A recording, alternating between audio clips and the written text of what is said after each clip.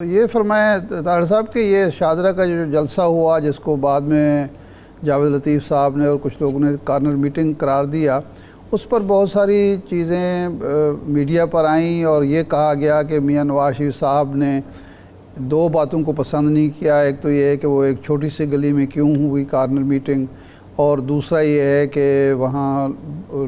سامعین کی تعداد بہت کم تھی۔ چودھری ریاض صاحب تو کئی دفعہ وہاں سے الیکٹ ہو چکے ہیں اور وہ آپ کا مضبوط حلقہ سمجھا جاتا ہے، تو اس بارے میں حقیقت کیا ہے؟ بہت شکریہ ارشاد عارف صاحب، آپ نے مدعو کیا۔ میری اس میں گزارش یہ ہے کہ کبھی بھی ایک بڑے جلسے کے لیے جلسے نہیں کیے جاتے۔ جلسے کی کامیابی کے لیے جو موبلائزیشن کیمپین ہوتی ہے اس کے لیے تنظیمی اجلاس کیے جاتے ہیں یا کارنر میٹنگز کی جاتی ہیں یا کنونشنز کیے جاتے ہیں۔ تو دیکھیے اس دن وہ جلسہ عام نہیں تھا، پبلک کو مدعو نہیں کیا گیا، اس کی کوئی اشتہاری کیمپین نہیں چلائی گئی، اس علاقے میں تشہیر نہیں کی گئی، کیونکہ جو اس حلقے کے تنظیمی عہدیداران تھے یہ ان کا ایک کنونشن تھا، ان کو بلایا گیا تھا، اور آبویسلی میڈیا کا دور ہے، آپٹکس کے لیے میڈیا کوریج کی جاتی ہے جب بھی کوئی لیڈر تقریر کرے۔ تو میں سمجھتا ہوں کہ اس کو غلط رنگ دیا گیا کہ وہ جلسہ تھا، اور اس ڈیبیٹ سے قطع نظر مریم نواز شریف صاحبہ بہت سارے تنظیمی اجلاسوں کی بھی صدارت کر رہی ہیں، کنونشنز میں بھی جا رہی ہیں، وہ باقی این ایس کے بھی دورے کریں گی، مگر قطعاً یہ مقصود نہیں تھا کہ کوئی جلسہ کیا جائے۔ دیکھیے مقصد یہ ہے کہ 21 اکتوبر کو جو مینار پاکستان میں جلسہ ہے، جو ہم اپنے قائد کا استقبال کرنے جا رہے ہیں، استقبال قائد جلسہ اس کو نام دیا گیا ہے، اس کی موبلائزیشن کے لیے، اس کی تیاری کے لیے یہ دورے کیے جا رہے ہیں ہر قومی اسمبلی کے حلقے کے اندر۔ کچھ جگہ پہ مریم نواز شریف صاحبہ جائیں گی، کچھ جگہ پہ شہباز شریف صاحب جائیں گے، کچھ جگہ پہ حمزہ شہباز شریف صاحب جائیں گے، باقی پھر درجہ بدرجہ جو ٹیمیں بنائی گئی ہیں وہ یہ دورے کر رہی ہیں۔ طاہر صاحب اس بات میں کیا صداقت ہے؟ طاہر صاحب جو کارنر میٹنگ ہوگی کسی ہال میں ہوگی، کسی باؤنڈری میں، جب آپ سڑک پر آتے ہیں تو وہ ایک جلسہ ہی سمجھا جاتا ہے، اور مریم صاحبہ جب وہاں آ رہی ہیں، اور 2-3 دن پہلے سے تو ہم میڈیا پر دیکھ رہے تھے کہ جو اس کے بارے میں بڑی وہ کیا جا رہا تھا کہ مریم صاحبہ کی پہلی سیاسی یا انتخابی جو ہے وہ مہم کا حصہ ہے، اور 21 جو اکتوبر کی آمد ہے اس کے حوالے سے پہلی ایک باقاعدہ اوپن میٹنگ ہو رہی ہے، تو اس کو صرف آپ کارنر میٹنگ کر کے تو نہیں کر سکتے۔ اور دوسرے اس میں کیا صداقت ہے کہ نواز شریف صاحب نے اس پہ اظہار برہمی کیا ہے اس طرح کی گیدرنگ پہ؟ دیکھیے میں گزارش یہ کروں گا کہ اظہار برہمی قطعاً نہیں ہوا، اس پہ نہ کوئی ڈسپلیجر کنوے ہوا۔ اور دیکھیے بطور سیاسی ورکر کے میں یہ سمجھنا ہوں کہ میں بھی جب اپنے حلقے کے اندر سیاسی گیدرنگز کرتا ہوں، کئی لوگ اس کو انڈور کرنا، مارکیوں میں، شادی ہالوں میں کرنا پسند کرتے ہیں، ڈیروں پہ کرنا پسند کرتے ہیں، کچھ لوگ گلی محلوں میں اس کو کرنا پسند کرتے ہیں، پارکوں میں کرنا پسند کرتے ہیں۔ تو یہ ہر انڈیویجول ایم این اے کی، ایم پی اے کی، وہاں کی جو منتظمین ہیں، یہ ان کی چوائس ہے کہ وہ اس کو کس طریقے سے کرنا چاہتے ہیں۔ اور میں یوزلی ویسے میں بطور سیاسی ورکر آؤٹ ڈور کا زیادہ حامی ہوتا ہوں کہ اگر کنونشن بھی کرنا ہے تو اس کو آؤٹ ڈور کیا جائے، اوپن میں کیا جائے، بجائے اس کے کہ وہ کسی شادی ہال میں، مارکی میں ہو۔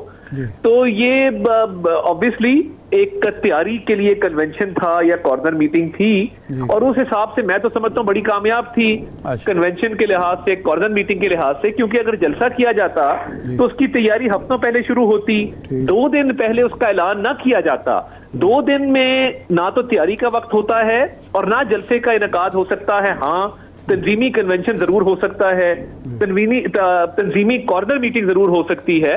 تو اس لیے میں سمجھتا ہوں کہ یہ ان نیسیسری کنٹروورسی ہے جو کریٹ ہو گئی، جو کہ شاید ڈیبیٹ میں نہیں آنی چاہیے۔ اچھا یہ فرمائیں کہ شاہد خاقان عباسی صاحب کی آج ملاقات ہوئی ہے میاں نواز شریف صاحب سے، پہلے ان کے کچھ ساتھی کہہ رہے تھے کہ جی وہ سیاسی جماعت بنا رہے ہیں اور الوداعی ملاقات کریں گے۔ آج جو شاہد خاقان عباسی صاحب نے خود بات کی ہے وہ یہ ہے کہ جی میں تو استقبال کا قائل نہیں ہوں، اس وقت میاں صاحب کے جو قانونی معاملات ہیں ان پر توجہ دینے کی ضرورت ہے، ان پر سوچنے کی ضرورت ہے، اور ساتھ ہی انہوں نے کہا کہ جی مسلم لیگ نون کی جو حکومت تھی اس کی کارکردگی سے میں تو مطمئن نہیں تھا۔ تو کیا واقعی شاہد خاقان عباسی صاحب الوداع کہہ رہے ہیں مسلم لیگ کو، اور یہ الوداعی ملاقات ہے؟ देखिए, मैं ये समझता हूँ कि जब काबीना की तश्कील दी जा रही थी तो शायद खाकान अब्बासी साहब को भी कहा गया कि वो काबीना का हिस्सा बने, मगर उन्होंने मुनासिब समझा कि क्योंकि वो वजीर आजम रह चुके हैं तो वो काबीना में उन्होंने शमूलियत इख्तियार नहीं की। उन्होंने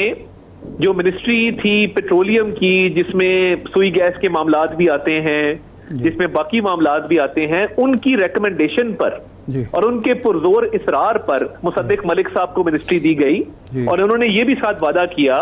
कि इस मिनिस्ट्री के मामलात को मैं ओवरसी कर दिया करूंगा किसी न किसी कमेटी में बैठ के।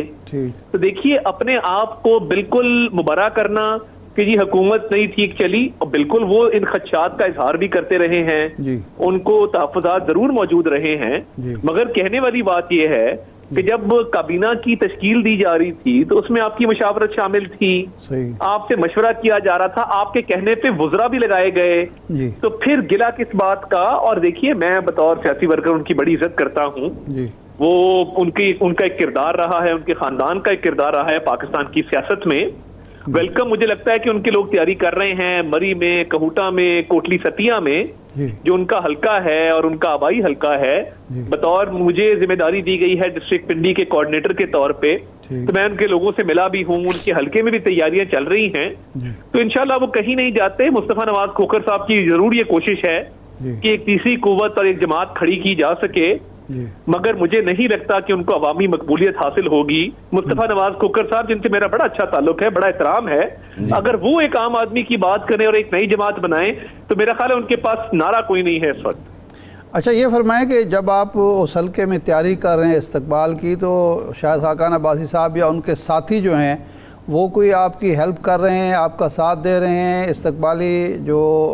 सरगर्मियाँ उनमें हिस्सा ले रहे हैं, या वो बिल्कुल ले रहे हैं जी। उनके जो बिल्कुल सफ़े अव्वल के साथी हैं, जिनका नाम हाफिज उस्मान अब्बासी है, उनसे भी मेरा राब्ता हुआ,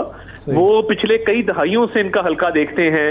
इनके मेन साथी हैं, उन्होंने मुकम्मल ताउन की यकीन दहानी कराई। नीचे जो एमपीए की सीट है, एक सीट पे राजा सगीर साहब हैं जो बढ़ चढ़ के हिस्सा ले रहे हैं तैयारियों में, दूसरी सीट मरहूम राजा इशफाक सरवर साहब की है, जहां पे उनके साहबजादे राजा उसामा सरवर और उनके भाई राजा अतीक सरवर, ये दोनों भी बढ़ चढ़ के हिस्सा ले रहे हैं और तैयारियों में बिल्कुल पुरजोश तरीके से वो शामिल हैं। तो मैं नहीं समझता कि कोई कमी उनकी तरफ से वहां पे मरी के हल्के के अंदर है। अच्छा तारड़ साहब, ये बताइएगा,